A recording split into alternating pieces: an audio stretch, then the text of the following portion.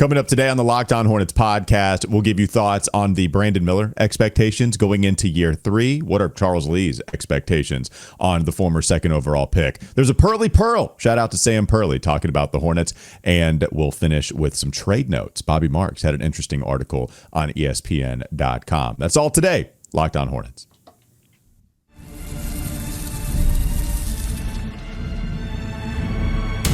You are Locked On Hornets, your daily Charlotte Hornets podcast. Part of the Locked On Podcast Network, your team every day. In a minute, cuz we live.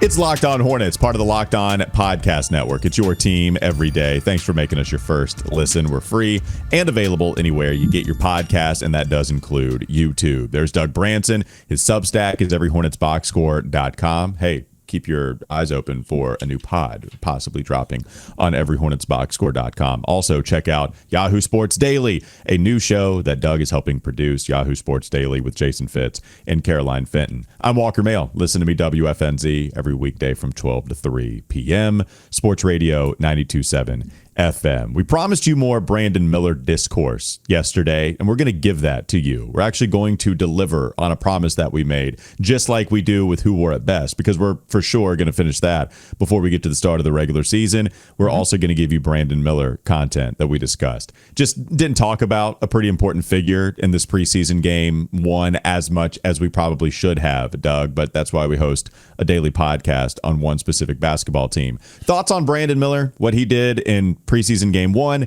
and some of the expectations, the comments about what people expect from Brandon going into year 3.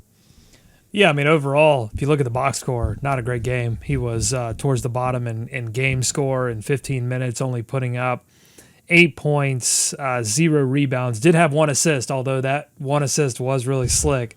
A little pocket pass to Moussa Diabate for the Diabate one-handed jam, spreading the legs. I mean, it was Jordan-esque. Like it was. I got my poster ordered already. Putting it up this week. It was a weird game. I mean, he started out and I think he fouled a 3-point shooter twice within a matter of minutes. And so he was obviously trying to be a little bit more aggressive on defense, and it paid off. I think a little bit later in the game when he had 2 steals.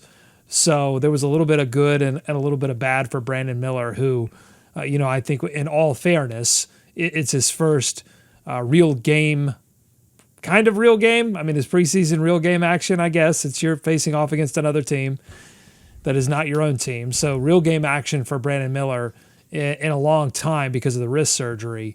And so, yeah, I think he's getting his legs back under him. He's getting some of that feel for the game back under him. And, you're going to let him off the hook in game 1 of the preseason, but look for him to rebound in game 2 for sure. I think that's a good point. We haven't talked about it a lot, but with expectations surrounding the Hornets, we think they're going to be a better basketball team. Yeah, the bar is on the floor, the low bar. Have a drink, won't you? It's a low bar to be a better basketball team than what they were last year. But also, one thing that matters is Brandon Miller's ascent. And the weird thing is, too, we're going to have to be a little lenient with Brandon coming back after having only played 27 games. So does it take the first 10 for him to get a real feel? Does it take the first 15, 20? Hopefully we're not talking about too many more games after the first 20 of the season, a quarter of the way through. And the other thing that injuries have destroyed for this team is the ability to build chemistry. You can't get in a rhythm with anybody because LaMelo has to get used to playing with all the G Leaguers. And then he's out. So now you have to get used to having a different ball handler that doesn't give you the ball nearly as much. And so everybody, they're trying to figure each other out in high-stakes basketball, which I think is different than figuring each other out in training camp and playing at the Citadel. So, it's something you bring up that I guess I didn't think about as much as I should have. Man, how patient are we going to have to be with an important player like Brandon Miller coming back from the scaphounate and also just having not played basketball in a very, very long time, certainly in high-stakes situation? Man, we might have to be pretty patient, something that we haven't discussed as much. Yeah, I mean, look, I think there's got to be a level of patience with the entire team as they've, first of all, I mean, LaMelo had his share of injuries last season as well, and so you're getting some of this core back together for the first time. And then you're also potentially starting a rookie in Con Knippel. You may be starting 2 rookies, who knows, in Ryan Kalkbrenner as well. So, yeah, I think like you're going to have some patience with this team that has 4 rookies, that has a lot of new faces. There's going to be a level of that, but not too much. Because, I mean, Brandon Miller was always sold to us as a player that was, far ahead of his age and somebody that adapted very quickly. And so I think you've got to hold him to that standard, the same standard that we've been told by Steve Clifford and Charles Lee. Very smart player, very adaptable, very quick to learn things. And so, and the Hornets, honestly, they can't be too patient with him because they need him to do so many things this season. They need him to shoot well from 3. They need him to execute his passes well. They need him to drive a little bit more. We saw some of that in the preseason game. He was more willing to drive, more willing to use his body, use his physicality to move a defender out of the way. They need that. And then on the defensive end of the floor, they need him to take a lot more responsibility on wing defense, both creating turnovers and also just keeping guys in front. Because that rim protection is not going to be there like it was when you had the idea of Mark Williams and his size back there last season, not the case this season. So they need a lot from him. So you can be a little bit patient, but not a lot of it.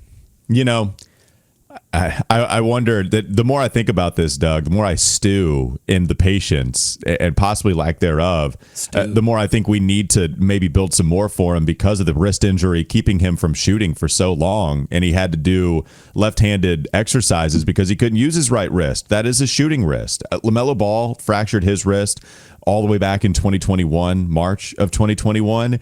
Now, the shooting percentages, they didn't take a crazy dip. I guess I didn't see the games immediately following after he came back. But I will say, I remember that stretch of games that he came back from, that it actually wasn't very good. Then he had an entire offseason, right? So he gets hurt. He comes back after we thought he might miss the rest of the season. He does come back, plays the last 10 games or so, and the shooting percentages were not good. But then he had a whole offseason to recover. So where's the line, right? Brandon Miller does have an entire offseason. He did have all last year to recover. So maybe that balances the scales a little bit. Again, he hasn't played regular season basketball for quite some time. Ultimately, the answer is, I think we're just going to have to feel this out. And if this is somebody that's struggling, are we going to see? I didn't see any difference in his form really in the preseason. Maybe I wasn't paying attention closely enough to it, but I didn't see any difference in form. But man, that's a long time without being able to shoot. Does he have enough time to make up for that when he was allowed to? I do remember LaMelo struggling quite a bit when he came back from his, but that was all the way back in 2021. So I don't know. I'm hoping it doesn't keep him from getting into a rhythm. I'm hoping it doesn't keep him from that rhythm all that much. Well, when he was asked about it, he didn't seem all that concerned. This was like midway through his recovery, and he was asked about shooting, not being able to shoot. And he said, look, shooters, I'm paraphrasing here, but essentially like shooters don't forget how to shoot. If you can shoot, you can remember how to shoot. Like it's not, and maybe he's underestimating. We'll see. I mean, we'll see through this preseason and the early part of the season. And if he is struggling from the field, then you better hope LaMelo Ball is shooting well. You better hope Con Knippel is shooting well, because I don't think Brandon Miller's you don't want to see his aggressiveness go away. Like you don't want to see him take less shots. And also you want to see him do more in other parts of the game. Like I think you want to see him rebound more. You want to see him be aggressive on defense and make sure that he's causing chaos, causing turnovers, particularly with Josh Green out of the lineup. You want to see him doing some of those other things if his shooting numbers are going to struggle. But look, man, I mean, the bottom line is this team has to score to win. Brandon Miller's a big part of that, and if he's struggling at the beginning of the season to knock down open looks from 3, I mean, I'm not even talking about like creating his own looks from 3, which we saw him be able to do a lot last season, like create early last season and then late in his rookie season. He was able to create shots for himself. I mean, even amongst double teams, he could step out of them and knock down shots. That's the special part that you saw that you went, okay, maybe there's something to this Brandon Miller guy in terms of like all NBA, Paul Georgian type of ascension. He was starting to do some of those things. So maybe you can be a little bit more patient with that idea. But if he's getting open shots and he's not knocking them down, it's going to be very difficult for the Charlotte Hornets to win basketball games under those circumstances. He's that important. Last couple of things. LaMelo shot 24% from three in the 10 games he played to end his rookie season after that wrist injury, so not very good, and that was a 35% season for him. Certainly brought down by the 24% he shot in those last 10 games. And also, I will say, if you're looking for some comfort, it's not like Charles Lee talked about we might have to wait a little while before he gets his shot back. That's not been a talking point from them. So perhaps if that's not a talking point for them, that you could consider them incentivized to tell the fan base, hey, it might be a tiny, tiny bit. Be patient, but they haven't felt the need to say that. So perhaps we take comfort there. Let's talk more about Brandon, the shot profile, Charles Lee's comments compared to Brandon's comments, and then dive into some of these trade notes from Bobby Marks. Coming up next on the Locked On Hornets podcast. Bees everywhere! What specific type of trade could the Hornets make that also aligns with the type of trade the Jazz could make, as well as the Wizards? Great company to be in, the Jazz and the Wizards. We'll talk about it coming up next. This episode is brought to you by FanDuel. The NFL season is here, and FanDuel has an offer you don't want to miss. Right now, new customers can bet just $5 and get $300 in bonus bets if you win. That's right, pick a bet, put down $5, and if it hits, you'll unlock $300 in bonus bets to use across the app. FanDuel makes watching football even more exciting when you got a little something riding on the action, and they provide plenty of ways to bet, whether you're a casual fan or love diving into the stats. FanDuel makes the game day experience so much better. So what are you waiting for? Visit FanDuel.com to download the FanDuel app today and get started. More Locked On Hornets ahead. Doug, wanted to get your thoughts on the shot profile discussion. Richie Randall asked Brandon about that when he was at the table. I asked both Brandon about it and I asked Charles about it because I thought it would be interesting to hear both of their comments in maybe a more relaxed setting, the back and forth that we had on Wes and Walker.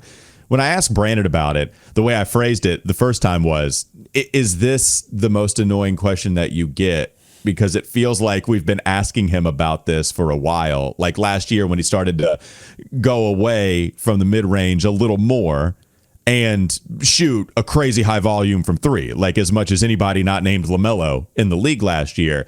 And he said it really wasn't all that annoying. Like, hey, I guess on media day, he only answered it one time, but I felt like he had answered and talked about this quite a bit. But he also, in his answer, said, I think the shot profile is largely going to be the same. And he didn't seem to have huge issue with the lack of mid-range jumpers. Maybe at the table he did when he was speaking to media, but he didn't with us on Wes and Walker, at least not in my opinion. So then I asked Charles Lee about it. Charles was a little more specific in what he wants to see. He did specifically say that a lot of the shot profile stuff from Brandon he fixed last year.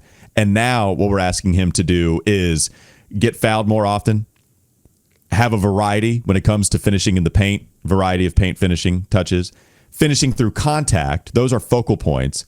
That helped him grow because of him drawing the number one assignment for the opposition. That helped him grow. And also growing in pick and roll decision making. He also addressed shot profile specific to working out of the pick and roll and how that's added awareness for him. So just what are your thoughts on where Brandon Miller's shots are coming from, the shot diet in total, Doug? Thoughts on comments from Coach and Brandon? Yeah, I'm just not sure we got a large enough sample size last season to really make any kind of determinations about whether it was hurting him or helping him. And I think that, you know, Brandon Miller has enough basketball IQ that whatever's being pre-installed into him preseason is like, hey, this is the goal, but I'm going to take what the defense gives me. And if he's firing on all cylinders from three, defenses are going to adjust to that. When we saw that, even in the limited sample size that we got from him last season, like we saw defenses adjusting to that and guarding him even more, that even when he was sharing the floor with LaMelo Ball. And when defenses start to adjust to that, then he can adjust to that. And there will be open looks, not only from the mid-range, but as you were saying, you know, getting him a little bit closer to the rim and getting fouled, because that's when your efficiency truly skyrockets. Like, you can be a great three-point shooter, And we talk about this a little bit with LaMelo Ball too. Like, but unless you're getting fouled, you're not going to have those huge scoring nights consistently, and you're not going to be as efficient as you could be offensively if you're not getting to the free throw line and knocking down your freebies. So we can talk all day long about like, ooh, he should be shooting more in the mid-range, or he shouldn't be shooting more in the mid-range. Honestly, to me, that conversation doesn't even matter to me. It's how much is he getting to the rim and how much is he getting fouled. That's more important than any of it. Yeah, first part for me too. I think just because if you're going to be 6'9" out there on the wing, what is your size helpful for offensively? It's helpful for shooting over the top of defenders. Okay, great. Can we use some of that height in the half court at the rim? And we can use it in transition. We can use it when you jump over dudes. Can we use it off the dribble in half court sets? That'd be cool. That would take your game to a different level, certainly within the realm of possibility. Haven't seen that a ton. And I think Charles Lee, specifically with what he talked about with us too, has already mentioned we want to see a variety of paint finishes where you don't have to just dunk on everybody. It was a little Kai Jones-esque in that regard, in that you don't have to dunk it every single time or try to jump over dudes. There are some finesse moves that you can bring to the table to increase that percentage at the cup. And I'm going to be interested in the layup package more so than the dunk package, but just the finishing package Brandon brings to the table, if that is a point of emphasis from his head coach. And I think what will be exciting to see, and you could already see a little bit of it starting to get fleshed out in this first preseason game, but the minutes that he's on the floor with Colin Sexton, I think, will be really important, because Colin Sexton does have the ability to drive and draw defenders and then kick out to Brandon on the wing, where he's not going to have to like get by his defender solely with his handles, because we saw him struggle a little bit with that last season. So, having a little bit of space to work, that, and then finding the advantage there, that's where I think he's got a window to get to the free throw line a little bit more, and use some of that athleticism to just jump over the top and yam it, is when he's with Colin Sexton and Colin Sexton is driving and drawing. Colin Sexton, a whole bunch of people that you can play with that like you have different skill sets with whoever you put in the backcourt. We'll see if Brandon expands his skill set and some of these other guys on the team as well. Hey, speaking of Colin Sexton, speaking of new acquisitions and some of the old acquisitions, let's get to that coming up next on the Locked On Hornets podcast. Still to come here from Bobby Marks. He's everywhere! Trey Mann, Colin Sexton, also just possible trades that the Hornets could make, according to ESPN's Bobby Marks. We'll get to all of it coming up next, LOH. This episode is brought to you by Monarch Money. Most people can't name all their financial accounts or even what they're worth, whether it's 401ks, properties, or investments. And when you don't have the full picture, you can end up leaving money on the table. That's why there's Monarch Money. It's an all-in-one personal finance tool that brings your entire financial life together in one clean, easy-to-use interface on your laptop or your phone. Monarch is built for people with busy lives. If you've put off organizing your finances, Monarch is for you. Monarch does the heavy lifting for you, and you can link all your accounts in minutes, see clear data visuals, get smart categorization of your spending, and finally feel in control of your money without ever touching a spreadsheet. Don't let financial opportunities slip through the cracks. Use code LOCKEDONNBA at monarchmoney.com in your browser for half off your first year. That's 50% off your first year at monarchmoney.com with code LOCKEDONNBA. More Locked On Hornets ahead. All right, Doug, we got some interesting content from your sweet baby Bobby Marks. And he wrote about some of the teams that could be making interesting trades during the trade deadline or within the next, 6 months or so. And here's what he wrote about the Hornets. The Hornets, the Jazz, and the Wizards are teams to watch for, either in a 3-team trade or a deal that would take back salary. Charlotte and Washington, they each have have $14.1 million in the non-tax mid-level exception that they could use in a trade. Utah does have $18.4 million in a trade exception that they have. So $14.1 million, those three bad teams of the last few years, they could be a third team in one of those types of deals, or they could be taking back salary. Your thoughts on the Hornets being included in this write-up? Googling NBA center payroll, right? Like what kind of center contracts? What kind of center can you get for 14.1 Musa million? does need another backup, I will say. Like that would get you. I do have it pulled up. That would get you in the beef stew, little Isaiah Stewart. I don't think Detroit would. I don't think they're willing to give him up. What about just a trade with Utah, and then you could go? I mean, I know they acquired Nurkic not too long ago. If you just needed some center depth and you needed some big brute that could shoot a little bit, you could go after Nurkic if you wanted to. I'm telling you, Luke Cornett. I mean, the Hornet killer. You get Cornett, the Hornet killer. He no longer kills you. Steven Adams. How about that?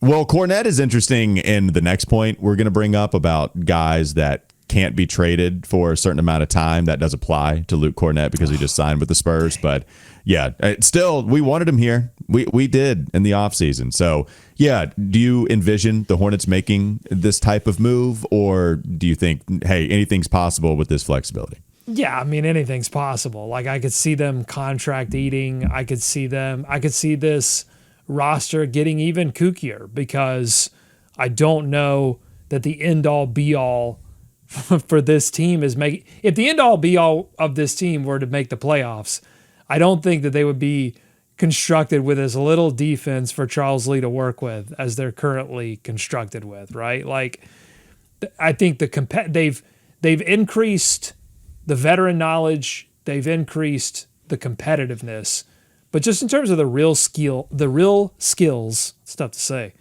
That skill is what we have so far in this segment. Real skills that you need stuff to field a playoff team. They don't currently exist on this roster. Okay, I mean, we could just be real about that. It could be a fun team, but that doesn't exist on this roster. So yes, so like all of these options are open. That is by design. That is a good thing in the sense of their ability to roster build and asset collect. But the question that always sort of sits out in front of that idea is like, what are they going to do with it? Because like all of this looks good if they end up doing something fantastic with it and bringing in a player or multiple players that results in a playoff series appearance, a playoff series win. I mean, that would be crazy. Then all of this looks good. But if that never materializes, then we'll have the same thoughts about this front office that we've had about, many front offices for the past 2 decades. It's not unlike some of the tasks that the Celtics had on their table. Same thing with OKC, same thing with Philadelphia, some of the teams that tanked and they were in asset collection mode. Now it's all about what you do with those chips that you have. When do you go all in, to use the phrase Jeff Peterson did in the first episode of Hornets Real Access? It's funny because Phoenix, they can't make a move that doesn't involve a former Hornet, even when we're talking about coaching hires. That's a little strange. I don't know why you would want to copy the Hornets, who have not been to the postseason in a decade. That does not seem like a good idea, Matt Ishbia, if you're listening. The Hornets, I will say, they've copied a certain team's moves, except that team just won the championship last year. They've done a lot of moves that involved former Thunder players by just straight up doing business with the Thunder, bringing back a Trey Mann, and then they eventually trade Micic, but also they kind of they've followed the same philosophy to a certain degree in acquiring as many picks as possible, not being mediocre anymore. So we send Terry Rozier out. We send Gordon Hayward out to OKC. We're collecting all of these second round selections. And now here we are with still a little bit more asset collection mode to roll with, I think. And then you have to figure out, one, what to do with all of these picks. And also, can you just hit on the picks if you don't trade them for some larger asset to go actually win in the postseason? And this is always the task at hand for those types of teams. That's great. You have a bunch of material to work with. It legitimately is great. I don't want to devalue that, but you do have to capitalize on it at some point. Well, the problem is, if Brandon Miller is not looking like he's, anywhere close to all-star level play. If LaMelo Ball is a massive disappointment, continues to be a massive disappointment on the defensive end of the floor. If the Hornets have 12 wins, if Con Knippel looks like the ceiling is suddenly very low and Tijan Salon can't even get on the floor. If all of those or just multiple of those start to pile up, and then you make a move that eats some salary that doesn't, that's not at the center position, that doesn't make the Hornets considerably better, you're not going to, the same kind of reactions that we had about the Colin Sexton deal, where it seemed like they got Colin Sexton for free, and we were all like, "Woohoo, Chef Jeff, he's cooking!" Yeah, and we've praised so many of these moves. It's going to start to be like, okay, great, that's another second round pick, right? Super. Yeah, like the shine has the shine. If some of those are the case when the trade deadline comes up, no one's going to be sitting back and praising that deal. Right. We can praise it for this season alone, but in the larger picture, it will start to go out of sight. A couple of other nuggets here that I found interesting. So Bobby did talk about and remind us of players that can't be traded past a certain point. So a player who signs a free agent contract in the offseason before September 15th, they can't be traded until December 15th. If a player signs with his prior team and his salary is greater than 120% of last year, he cannot be traded until January 15th. We do have a player that does fall under that category, just out of any future conversation, because this sort of thing happens. Trey Mann cannot be traded until January 15th because he falls in that category as a guy that made $4.9 million last year. He's now making $8 million, and he did sign with his previous team.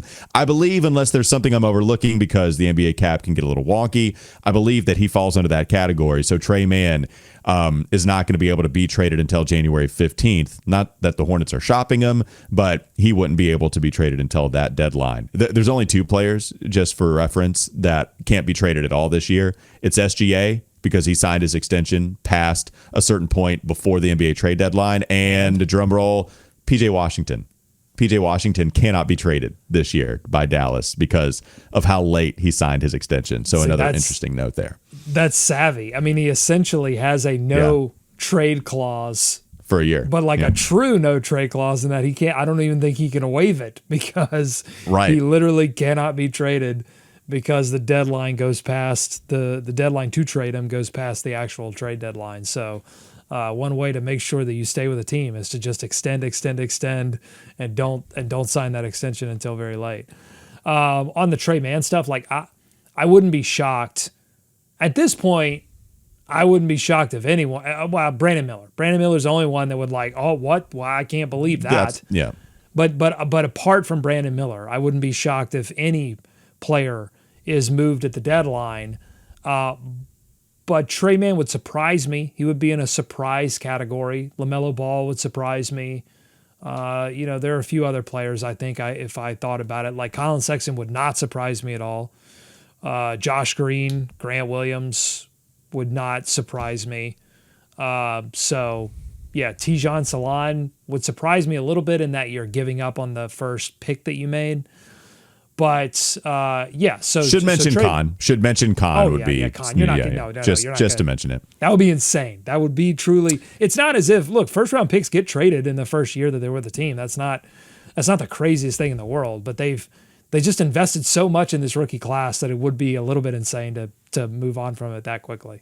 Trading Con, I have to imagine, would only be for a player that would help you win a lot of games right now. It'd have to be the You're going for the level sort of Toronto. Steal.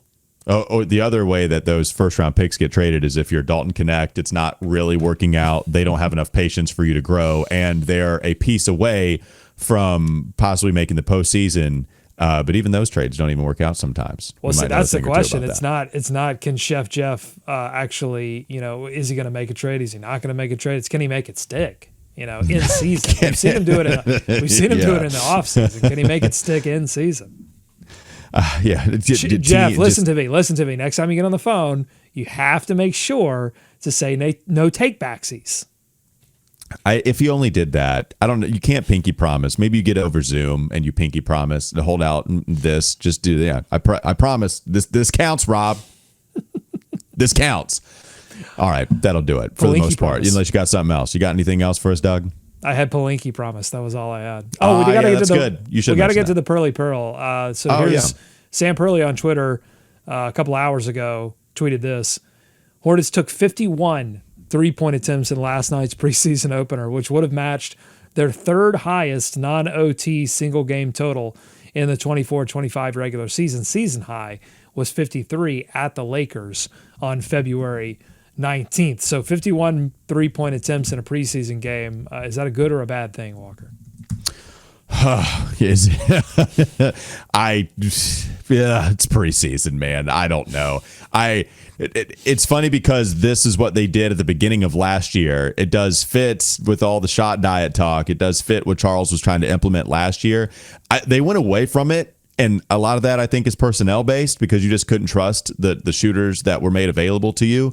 But, Brandon hopefully playing more than 27 games. LaMelo playing hopefully more than 50. Trey Mann playing hopefully more than 13. Colin Sexton is going to play more than 0.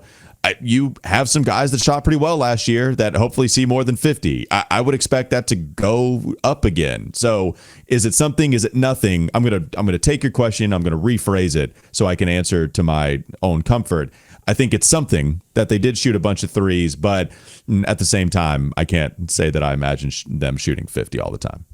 They're not going to shoot 50 all the time, but they are going to shoot a lot of threes because that's just unless they play faster consistently and execute in transition, which would take some of those possessions away. But even though they added Colin Sexton, still fundamentally they are a team that are full of players that can drive and kick, but they can't necessarily finish at the rim. They're not that big of a threat. LaMelo Ball, Brandon, Trey, actually Khan is. Just based on that first preseason game, he could be that level of player that can. He just has a sort of nose for getting into the paint and then being able to finish there. He's so crafty around the rim. But that was against the OKC scattered showers. That was against the B team. Let's see what it looks like against NBA competition. But just fundamentally, they're a team full of drivers who have to kick. And so that's going to result in it's going to result in a lot of open 3-point shots. And then the question is, can they hit those? Because taking 53 is not a bad thing if you can hit them. By the way, I was looking at NBA teams what NBA teams were averaging the crazy amount of 3-point attempts per game last year. Is this right? The Celtics took 48 threes a game, and here we are talking about 51 being like franchise record-breaking territory for Charlotte. The Warriors were second on this list at 42.4, Bulls at 42. Like, you get into realistically or relatively similar neighborhood. Were the Celtics taking on average 6 more 3-point attempts per game as everybody else? Like, that just seems off, but also that was such a talking point with Boston. I guess that's right. It's just wild. God almighty, that's crazy. No, they just fully worshipped at the altar of the math gods, and it worked to a certain extent when they won a championship. But I think when you do that, you're always going to give yourself up to some level of variance. Like, on some nights, it's going to be awesome. And then on other nights, it's not. And that's why the Charles Lees of the world are always going to say, look, boys, shoot as many threes as you want, but you've got to get back in transition. You've got to communicate on defense, because that will carry you, that will keep you in ball games when you are shooting 20% from 3 on 40 plus attempts.